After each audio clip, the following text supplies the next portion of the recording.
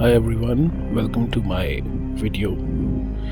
दोस्तों, आज का टॉपिक आपने ज़रूर मेरा थंबनेल देखा होगा। बहुत एडवांस्ड सिविलाइजेशंस को भी एक्सटिंक्शन देखना पड़ा। मतलब यूनिवर्स ने एडवांस्ड से एडवांस्ड सिविलाइजेशंस का वो जो है एक्सटिंक्ट किया और डिस्ट्रक्शन उनको देखना पड़ा। लेकिन सोचने वाली बात ये है, समझने वाली बात ये है, क्या पूरी की पूरी सिविलाइजेशन का ही एंड कर दिया गया या उसमें से कुछ लोग बचे जो इवॉल्व हो चुके थे? तो ये बातों पे, इन सब चीज़ों को ऊपर आज हम डिस्कशन करने वाले हैं और भी बहुत सी कुछ चीज़ें हम डिस्कस करेंगे यूनिवर्स के सीक्रेट्स और सिविलाइजेशंस के सीक्रेट्स के ऊपर। तो एंड तक आप बने रहिए और पूरा वीडियो देखेंगे तो आप मेरे से पूरी तरह कनेक्ट हो जाएंगे, ये मैं आपको श्योरिटी देता हूँ। होता क्या है, आपने देखा होगा बहुत ही एडवांस्ड सिविलाइजेशंस के नाम आपने सुने होंगे। अटलांटिस और रोमन सिविलाइजेशन और इजिप्शियन सिविलाइजेशन, ये नाम तो आपको पता है। काफ़ी सारे लोगों को ये सब नामों के बारे में आसानी से पता है क्योंकि ये स्कूल्स वगैरह में भी समझा दिए जाते हैं। हालांकि अटलांटिस के बारे में कभी भी स्कूल्स वगैरह में बातचीत नहीं होती है, तो नहीं तो ये मेन स्ट्रीम के नाम हैं, जैसे Roman, Egyptian and Arabian civilization, अलग अलग सिविलाइजेशन के नाम, मेसोपोटामियन। लेकिन वहीं तक हम अपने आप को लिमिट नहीं कर सकते, हमें उसके पहले का भी जानना है, बिल्कुल जहाँ तक हम लिमिटलेस हो पाए। और लिमिटलेस होके हमें सोचना है, समझना है और जानना है कि कौन कौन सी सिविलाइजेशंस और रह चुकी हैं, जैसे कि सुमेरियन एंड ये आपका अटलांटिस सिविलाइजेशन और ऐसे बहुत सारे नाम हैं। तो इन सिविलाइजेशंस के बारे में बहुत कम ही लोग जानते हैं। जैसे टाटारियन सिविलाइजेशन थी एक, उसके बारे में तो खैर कभी आप किसी से सुनेंगे ही नहीं, क्योंकि बहुत ही कम रिसर्च मटेरियल आपको इंटरनेट पे भी इसके बारे में मिलेगा। एंड लुमेरिया जो है, हाइपरबोरिया, ये सारी सिविलाइजेशंस जो है, इनके बारे में बहुत ही कम लोग जानते हैं और बातें करते हैं कम। बात ये नहीं है कि इसको कम लोग जानते हैं और बात ये भी नहीं कि इसके बारे में कम बात होती है। बात ये है कि अगर ये नाम हैं तो मतलब कुछ ना कुछ इस तरह की चीज़ें रह चुकी हैं और इनके बारे में जब हम समझने की कोशिश करते हैं तो हमें काफ़ी कुछ चीज़ें समझ में आती हैं। जैसे कि मैं टाटारिया का एक एग्जांपल लेता हूँ। टाटारिया एक ऐसी सिविलाइजेशन थी जहाँ पर ह्यूमंस कह लो या कुछ एडवांस्ड बीइंग्स कह लो, उन्हें हम ह्यूमंस नहीं कह सकते, एडवांस्ड बीइंग कहेंगे, बहुत बड़े लेवल के होते थे। और वहाँ पे वो जायंट्स के रूप में दिखते थे, बहुत जाइगेंटिक होते थे। तो इतनी जायंट सिविलाइजेशन जो इतनी एडवांस्ड थी, टेक्नोलॉजिकली वाइज्ड और हर तरफ से, उनका एक्सटिंक्शन हो जाना, बड़े बड़े स्कल्स का मिलना आर्कियोलॉजिस्ट्स द्वारा, ज़्यादातर वो चीज़ें दबा दी जाती हैं, उसके बारे में मेन स्ट्रीम बात नहीं करती। तो उस सिविलाइजेशन का अंत होने का मतलब समझिए कि यूनिवर्स ने उनको भी एक्सटिंक्ट किया। उनमें से भी वो कोई आगे नहीं जा पाया जो कि एक एडवांस्ड रेस बन सके, लेकिन हो सकता है उनमें से कुछ आगे निकल गए, बहुत ही कम आगे जाके इवॉल्व होके, और एक की तलाश में, जो वन इन्फिनिट क्रिएटर है उसकी तलाश में वो लग गए और उन्होंने देखना शुरू कर दिया कि समझना शुरू करा, उसके रास्ते पे चलना, उसको समझना। तो इतनी बड़ी सिविलाइजेशन के इतने बड़े बड़े लोगों का एंड हो गया, और इसके बारे में बहुत बातें नहीं होती हैं। ऐसे ही आप लीजिए अटलांटिस सिविलाइजेशन को, जिसको बताया जाता है कि बहुत ही ज़्यादा टेक्नोलॉजिकली एडवांस्ड सिविलाइजेशन थी, जिनके पास हीलिंग टेक्नोलॉजी थी, जहाँ पे कोई भी अगर बच्चा पैदा होता था तो उसको ऑटोमेटिकली अपने पेरेंट्स से जीन्स में पावर्स मिलती थे, और वो ऐसे पावर्स होते थे कि लेविटेशन वगैरह जिसमें वो कर सकते थे।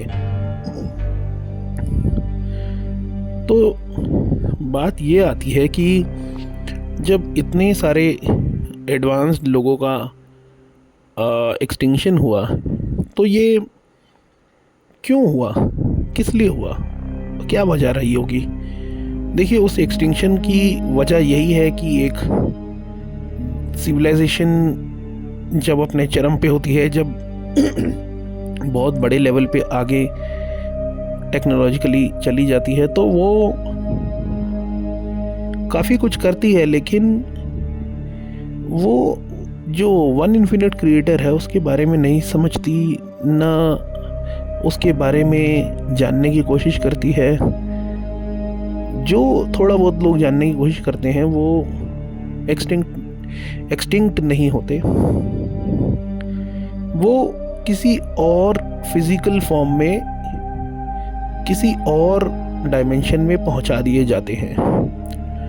हो सकता है कि एक कभी धरती पे कुछ इस तरह का पोर्टल खुलता हो, और उस पोर्टल में जाने लायक जिसके पास जो फ्रीक्वेंसी हो वो उसको पास थ्रू कर जाए, और जो पास थ्रू नहीं कर पाते हैं वो एक डिस्ट्रक्शन को देखते हैं, या ये भी कह सकते हैं हम कि एक बहुत बड़ा डिस्ट्रक्शन होता है, जिनको एक पोर्टल भी दिखता है।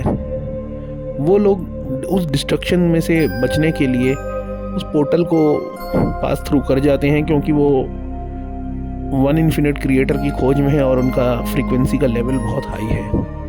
ये सारी पॉसिबिलिटीज़ हम मान के चल सकते हैं। तो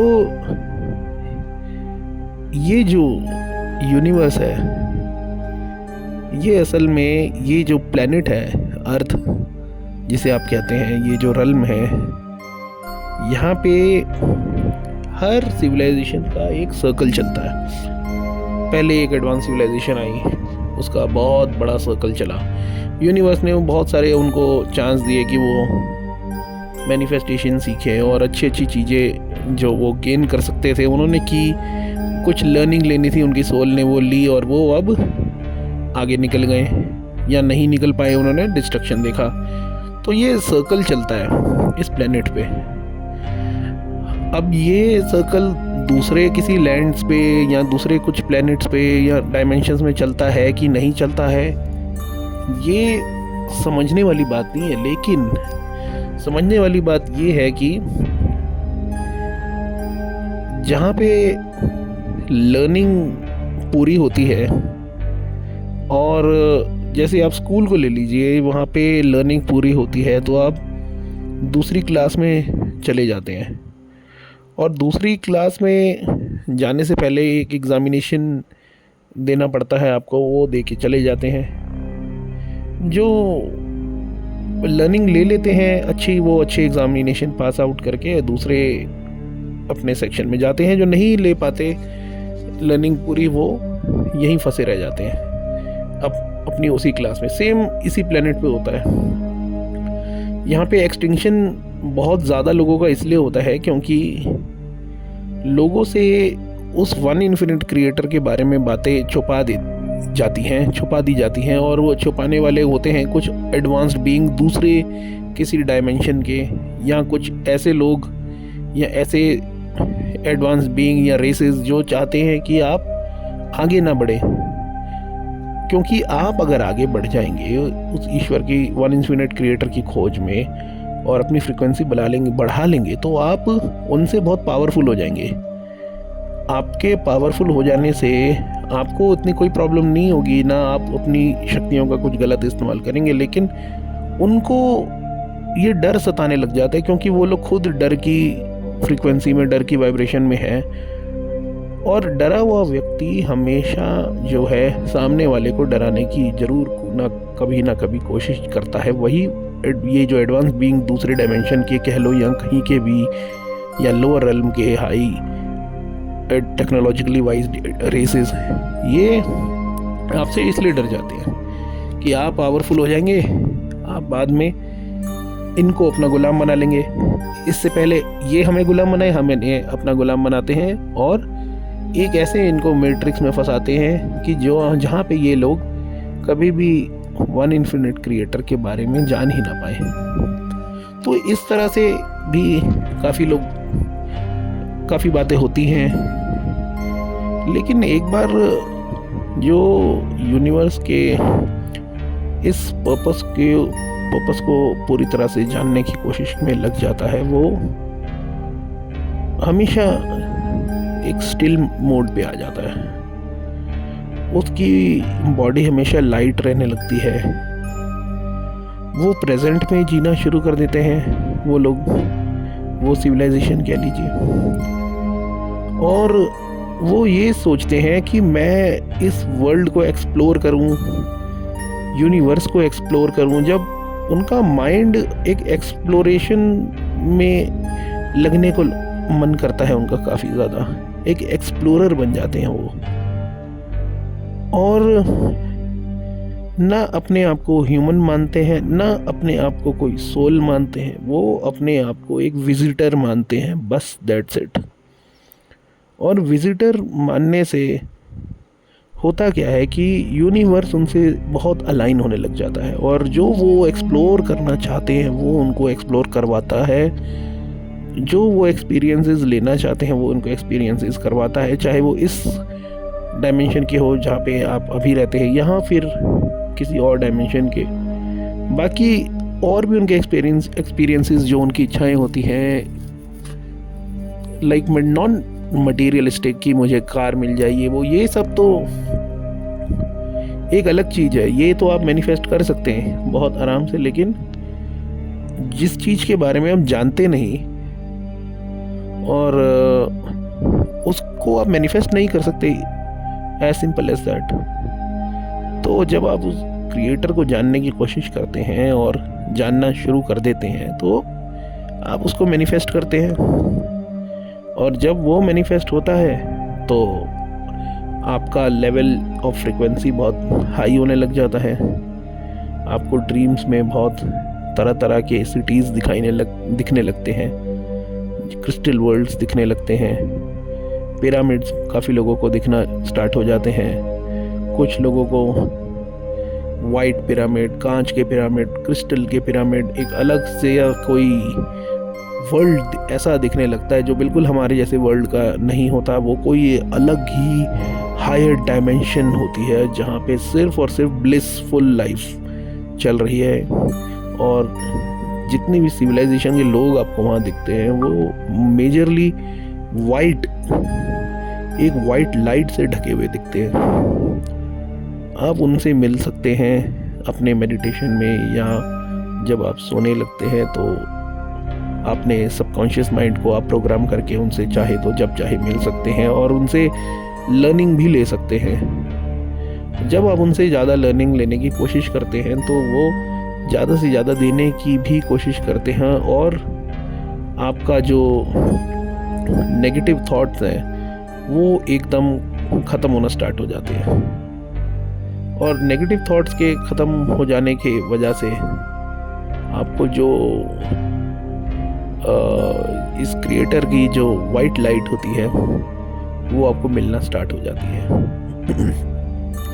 हम में से काफ़ी सारे लोग या न्यूज़ चैनल्स या जितने भी हैं, वो हर एक आउटसाइडर बॉडी को या ऑब्जेक्ट को एलियंस से तोलना शुरू कर देते हैं। लेकिन क्यों ना हम ये सोचें वो भी कोई एक रेस है या सिविलाइजेशन है जो एक्सप्लोर करते करते यहाँ तक आ गई है, या फिर वो हमें पहले से जानती है और आपके बिहेवियर को भी अच्छे से वो आपके बिहेवियर को भी अच्छे से जानती है, इसीलिए उनको भी आइडिया है कि यहाँ पे काफ़ी सारे लोग जो है उस वन इन्फिनिट क्रिएटर के बारे में नहीं समझ पा रहे हैं। मुझे तो यहाँ तक पता लगा है रिसर्च से, और इधर काफ़ी सारे लोग जो इनके कांटेक्ट में आ चुके हैं उनसे ये पता लगा है कि इनके पास कुछ ऐसी टेक्नोलॉजी या कुछ ऐसे पावर्स होते हैं जिनसे ये आपको पूरी तरह स्कैन कर सकते हैं और आपका माइंड रीड कर सकते हैं, टेलीपैथिकली आपसे कनेक्ट भी हो जाते हैं। तो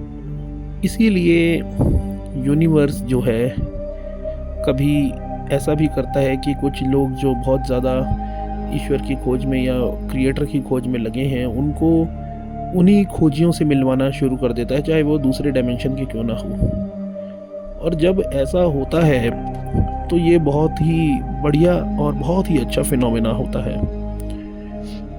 मतलब इंटरगैलेक्टिक या इंटर डायमेंशनल बीइंग्स, जिसमें ह्यूमंस भी हैं और कुछ दूसरे अपर डायमेंशन के भी बीइंग्स हैं, वो सब मिलजुल के एक साथ रहना स्टार्ट कर देते हैं। और कुछ ऐसे लोक या डायमेंशन में जहाँ पे सिर्फ शांति, ब्लिस और ईश्वर की वाइट लाइट है, वहाँ पे नेगेटिविटी बिल्कुल एग्जिस्ट नहीं करती।